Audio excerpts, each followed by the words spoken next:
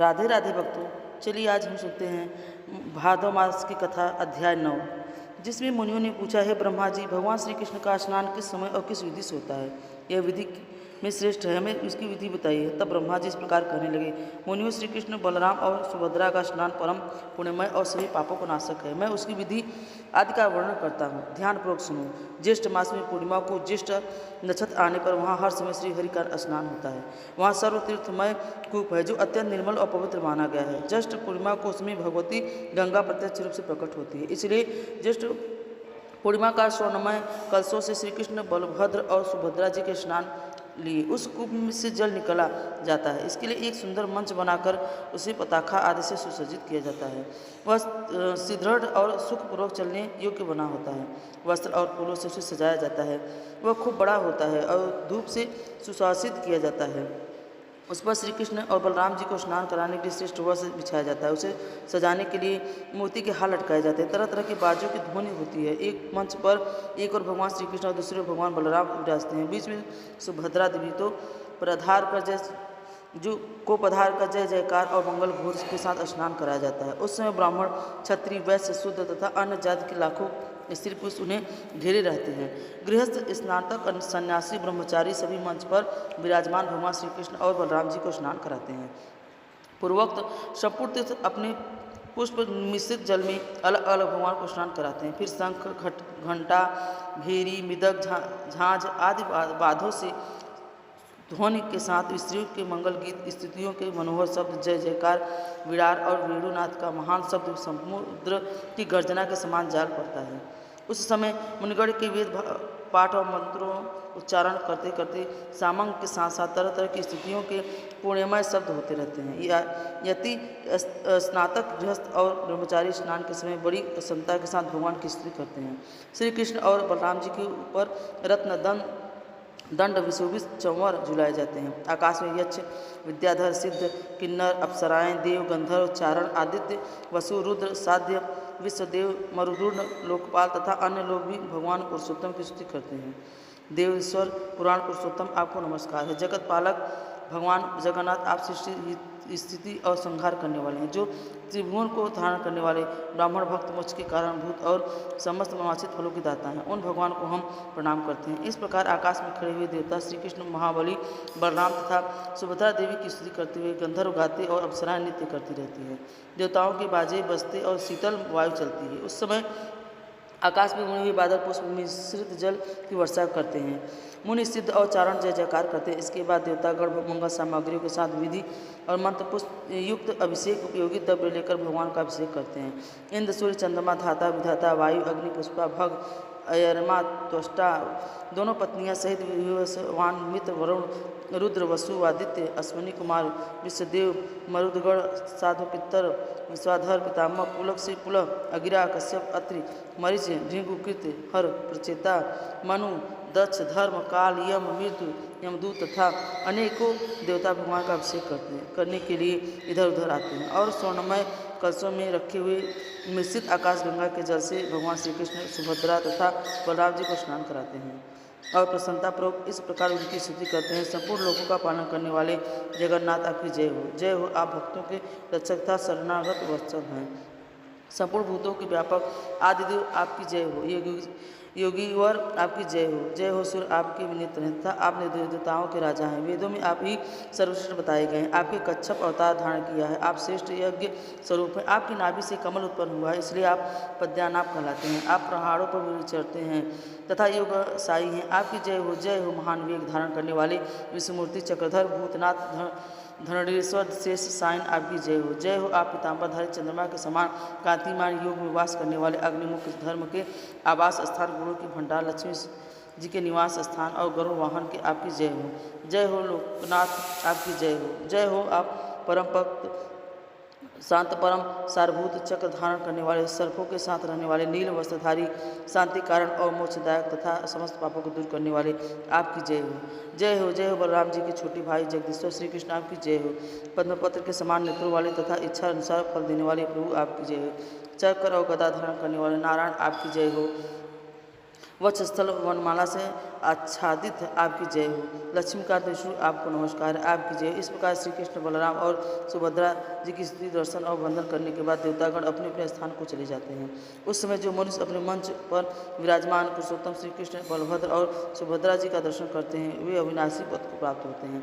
सहस्त्रों गोदान विधिवत विधिदान अर्घ आदित्य पूर्व अंतदान विधिवत पुरुषोत्तम ग्रीष्म काल और जलदान 4 दिन व्रत के अनुष्ठान तथा शास्त्रलोक विधि से 1 मास तक उपवास करने से जो फल मिलता है वही मंच पर विराजमान भगवान श्री कृष्ण का दर्शन करने से मिल जाता है। फिर अधिक कहने की क्या आवश्यकता है। संपूर्ण तीर्थों में व्रत और दान का जो फलदायक है वह मंचस्थ श्री कृष्ण सुभद्रा जी को बलराम जी का दर्शन करने मात्र से प्राप्त हो जाता है। इसलिए स्त्री हो या पुरुष सबको उस समय पुरुषोत्तम जी का दर्शन करना चाहिए। इसमें सब तीर्थों में स्नान आदि करने का फल मिलता है। भगवान के स्नान के विशेष जल को अपने शरीर पर छिड़कना चाहिए। इससे पुत्र की इच्छा करने वाली स्त्री को पुत्र की प्राप्ति होती है। सुख चाहने वाले को सौभाग्य मिलता है। रोगार्थ नारी रोग से मुक्त हो जाती है। धन की इच्छा रखने वाली स्त्री को धन मिलता है। इसलिए भगवान श्री कृष्ण ने स्नान वेश जल को अपने अंगों पर जरूर छिड़कना चाहिए। वह संपूर्ण अभिलक्षित वस्तुओं को देने वाला है। जो स्नान के पश्चात दक्षिणामुख हो जाते हैं भगवान श्री कृष्ण का दर्शन करके वे निश्चय ही ब्रह्म हत्या आदि पापों से मुक्त हो जाते हैं। शास्त्रों में पृथ्वी की 3 परिक्रमा करने का जो फल बताया गया वही दक्षिणामुख यात्रा करते भगवान श्री कृष्ण का दर्शन करने से प्राप्त होता है। अधिक क्या कहा जाए। वेद शास्त्र पुराण महाभारत तथा समस्त धर्म शास्त्रों से पूर्ण कर्म का जो कुछ भी फल बताया गया है वह सब सुभद्रा जी के साथ दक्षिणाभिमुख यात्रा करने वाले भगवान श्री कृष्ण और बलराम जी का दर्शन करने मात्र से मिल जाता है। ब्रह्मा जी कहते हैं मुनियों भगवान श्री कृष्ण बलभद्र और सुभद्रा जी रथ विराजमान होकर जब गुड़ीचा मंडप की यात्रा करते हैं अर्थात गुंडीचा नामक स्थान मंदिर जो पूरी में इंद्रधनुष सरोवर के तट पर स्थित है। इसके गुड़ीजाचा गुड़ीवा आदि नाम से विख्यात है। जो जब गुड़ीचा मंडप की यात्रा करते हैं भगवान उस समय जिनका वह दर्शन प्राप्त होता है। जो लोग सप्ताह तक उस मंडप में विराजमान भगवान श्री कृष्ण की बलभद्र जी और सुभद्रा जी का झांकी करते हैं विष्णु लोक को जाते हैं। मुनियों से पूछा जाता है कि जब हुई यात्रा का आरंभ किसने किया तो उसमें सम्मिलित होने वाले मुनियों को क्या फल मिलता है।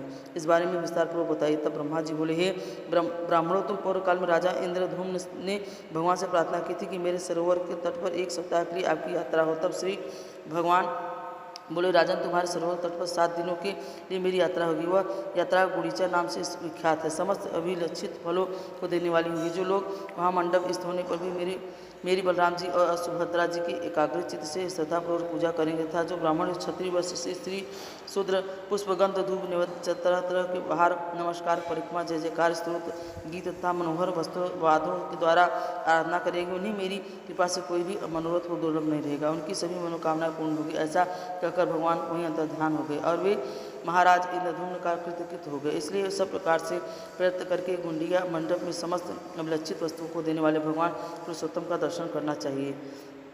वहाँ पुरुषोत्तम जी का दर्शन करने से स्त्री या पुरुष जिन जिन भोगों को चाहते हैं उन्हें प्राप्त कर सकते हैं। मुनियों ने पूछा भगवान गुंडीचा की एक एक यात्रा का अलग अलग क्या फल है। उससे करने से नरिया नारी को कौन सा फल मिलता है कृपया बताइए। ब्रह्मा जी कहने लगे ब्राह्मणों सुनो मैं प्रत्येक यात्रा का फल बताता हूँ। गुड़ीचा में प्रबोधिनी एकादशी 1 दिन फाल्गुन पूर्णिमा को तथा विश्व योग में विधि पूर्वक यात्रा करने पर भगवान श्री कृष्ण बलराम और सुभद्रा जी का दर्शन करने से मनुष्य वैकुंठ धाम को जाता है। क्षेत्रों में श्रेष्ठ पुरुषोत्तम तीर्थ बड़ा ही पवित्र और रमणीय मनुष्य को भोग और मोक्ष का दाता तथा सब जीवों को सुख पहुँचाने वाला है। जो जितेंद्रिय स्त्री या पुरुष ज्येष्ठ मास वहाँ शास्त्रों विधि के अनुसार 12 यात्राएं करके एकाग्र मन से उनकी प्रतिष्ठा करते हैं। उस समय धन खर्च करने में कंजूसी नहीं करता है। वह तरह तरह के भोगों का उपभोग करता है। मोक्ष पद को प्राप्त होता है। मुनियों से ने कहा हे देव हे जगपते हम आपके मुँह से द्वादशा यात्रा की प्रतिष्ठा की विधि पूजन दान और फल सुनना चाहते हैं। ब्रह्मा जी कहने लगे ब्राह्मणों जब 12 यात्राएं पूरी हो जाए तब विधि पूर्वक उनकी प्रतिष्ठा करें। वह सब पापों को नाश करने वाली ज्येष्ठ मास के शुक्ल पक्ष में एकादशी तिथि को एकाग्र मन से किसी पवित्र जलाशय पर जाकर आचमन करें और इंद्रिय संयम पूर्वक पवित्र भाव से तीर्थों का आह्वान करके भगवान नारायण का ध्यान करके विधियों में स्नान करें। ऋषियों ने स्नान कर्म जिससे के लिए मेरी विधि बतलाई है उसको उसी विधान से करना चाहिए। स्नान के पश्चात नाम गोत्र और विधि का ज्ञाता पुरुष शास्त्रों विधि से देवताओं ऋषियों पितरों तथा अन्य जीवों का तर्पण करें।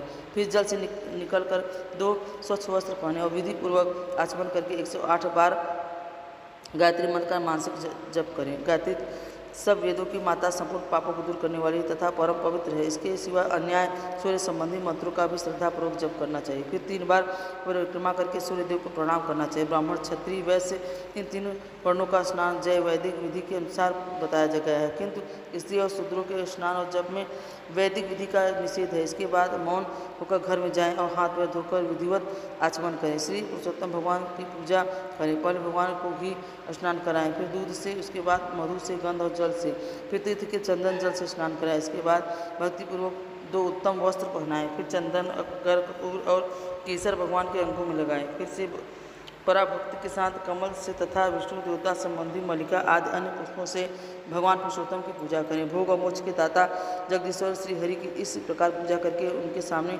अगर गूंगल और अन्य सुगंधित पदार्थों के साथ धूप जलाएं। अपनी शक्ति के अनुसार घी दीपक जलाकर रखें। घी या फिर तिल के तेलों से अन्य 12 दीपक जलाकर रखें। नैवेद्य रूप से खीर, पुआ, पूरी, बड़ा लड्डू, खांड और फल निवेदित करें। इस प्रकार परो पंचोपचार विधि से पुरुषोत्तम भगवान का पूजन करके ओम नमः पुरुषोत्तमाय इस मंत्र का 108 बार जप करें। इसके बाद भक्तिपूर्वक भगवान पुरुषोत्तम से इस प्रकार प्रार्थना करें कि भक्तों को अभय प्रदान करने वाले लोकेश्वर पुरुषोत्तम, आपको नमस्कार है। मेरा उद्धार कीजिए, मैं इस संसार के सागर में डूबा हुआ हूँ। हे जगन्नाथ, हे गोविंद, आपके दर्शन के लिए मैंने 12 यात्राएं की, वे सब आपकी कृपा से मेरे परिपूर्ण है। इस प्रकार भगवान को प्रसन्न करने के साक्षात दंडवत करें। फिर पुष्प, वस्त्र और चंदन आदि से भक्तिपूर्वक गुरु की पूजा करें, क्योंकि गुरु और भगवान में कोई अंतर नहीं है। इसके बाद तरह तरह के पुष्पों से भगवान पर एक सुंदर पुष्प मंडप बनाए। फिर श्रद्धा और एकाग्रता पूर्वक रात में जागरण करें। भगवान वासुदेव की कथा और गीत की व्यवस्था करें।